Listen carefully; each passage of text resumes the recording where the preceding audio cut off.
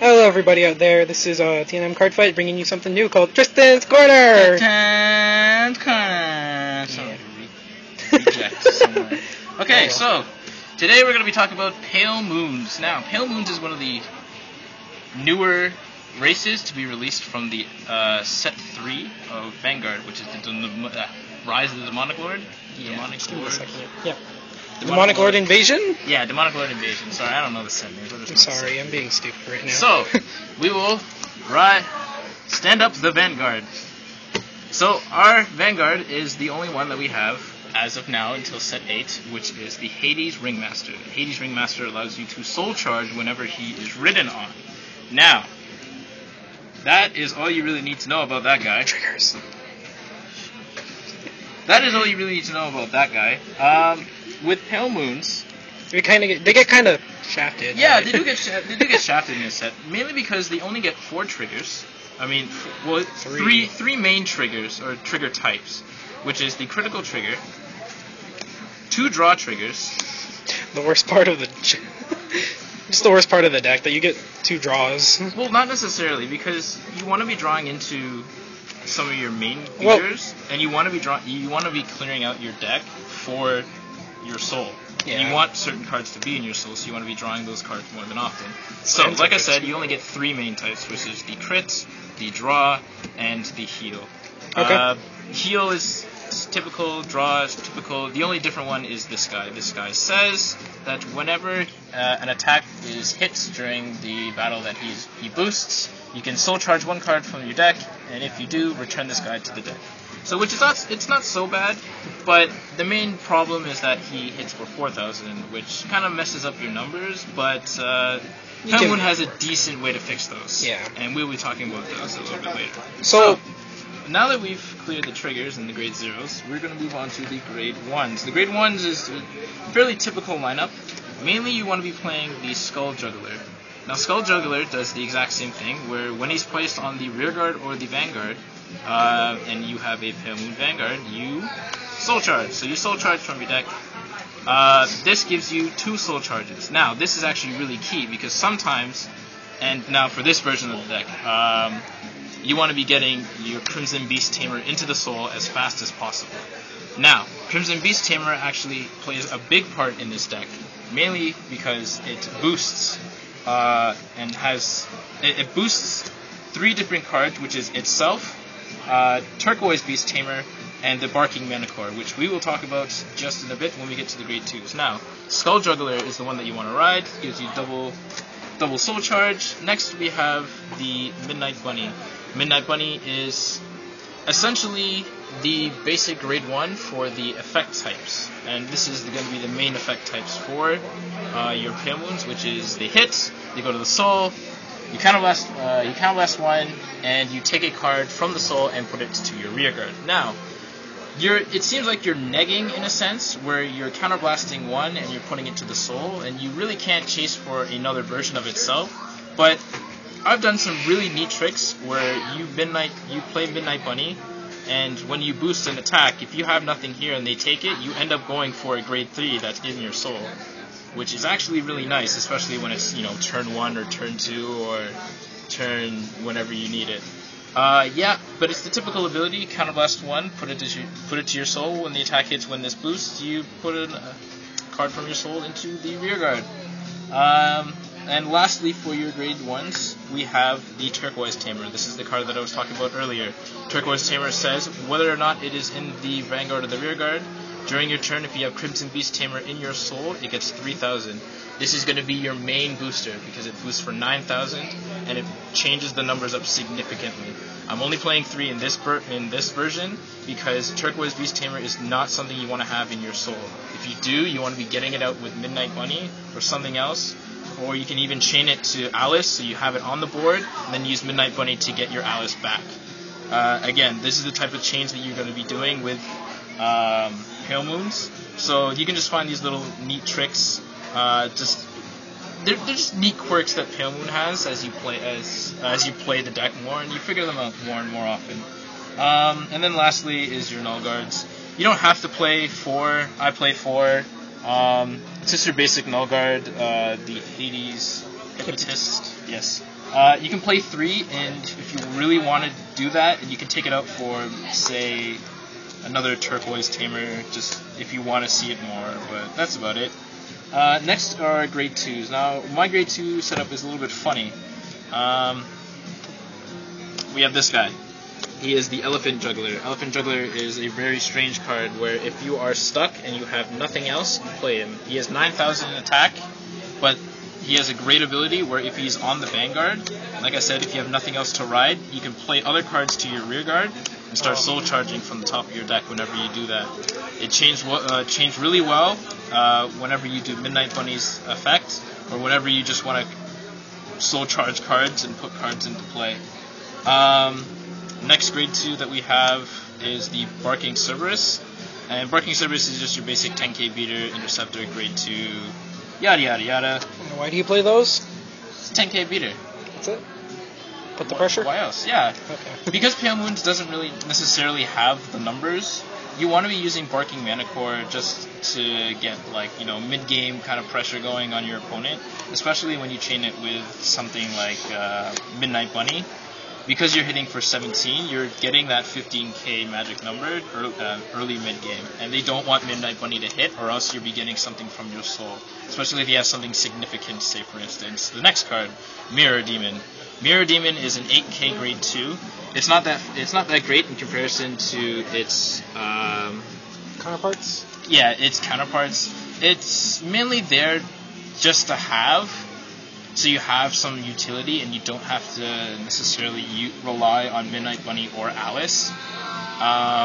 It's the same thing as Midnight Bunny. Counterblast 1, put it to the soul, search for another card that is not Mirror Demon, and put it on your rear guard. I only played 2 of these. Like I said, you don't want to see these often, but when you do find them, you want to be playing them and just using it to apply pressure to your opponents. Next is, like I said, the heart of the deck, the Crimson Beast Tamer. Gotta love them. Crimson Beast Tamer says when it's in the soul, it gets 3,000. Like I said, this is the heart of the deck. You want this in your soul as fast as possible. There really isn't anything else I can say. It boosts Barking Manicore up by 3,000. It boosts itself up by 3,000. It boosts Turquoise Beast Tamer up by 3,000. So I mean, you get those kind of weird numbers, but yeah. Other than that, that's my grade 2 lineup for this deck.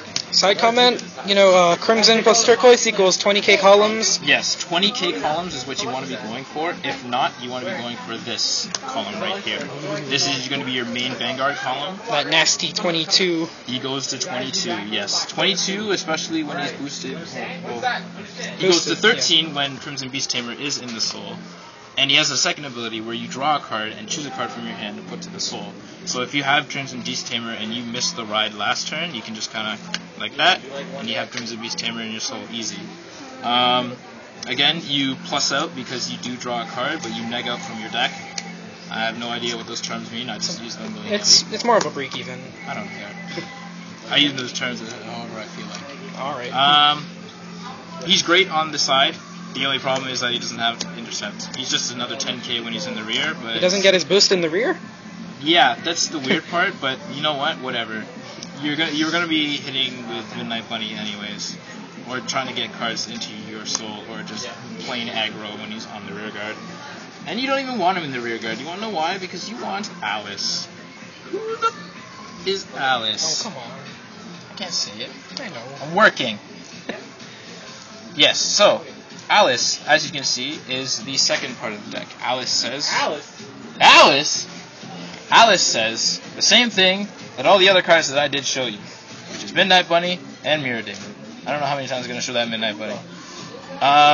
Again, Counterblast 1, put it to the soul, search for a card that is not Midnight Alice Demon. Nightmare Doll Alice, and put it to your rear guard. Sorry, this is very unscripted. I just talk as I'm going. Though we're all unscripted here, it's fine. Eat a dick.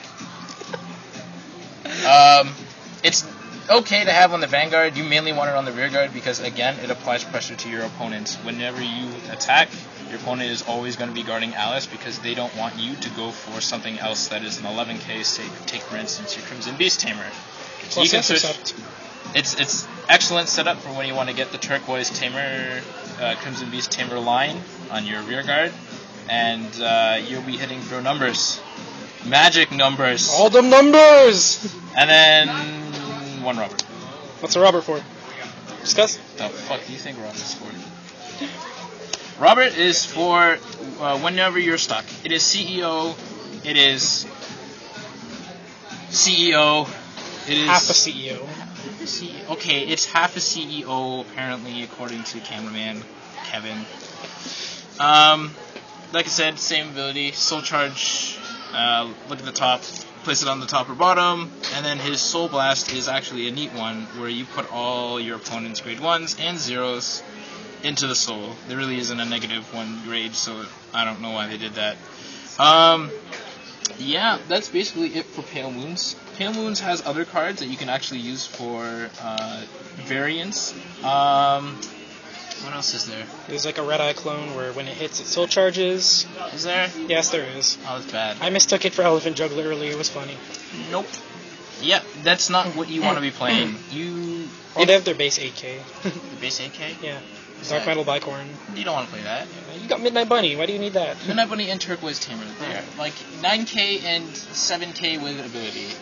You don't want to be playing that, Jank. Alright, so question. Do Pale Moons need stands? Yes and no. Yes. I don't understand why they didn't have stands in this set.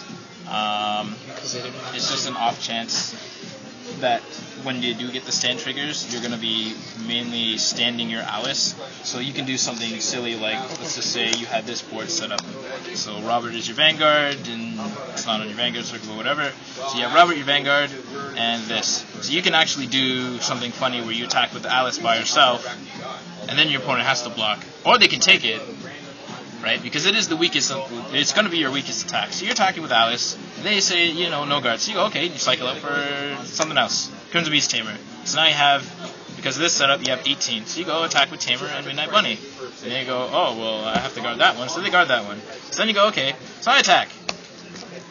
And then you get 2 stands. I'm not saying that you'll get this lucky, but It's possible. It is possible. So it provides an extra problem for your opponent. If and when they do get their stand triggers, fingers crossed, yeah, if they do get their stand triggers, you will probably play about 4, if anything 2.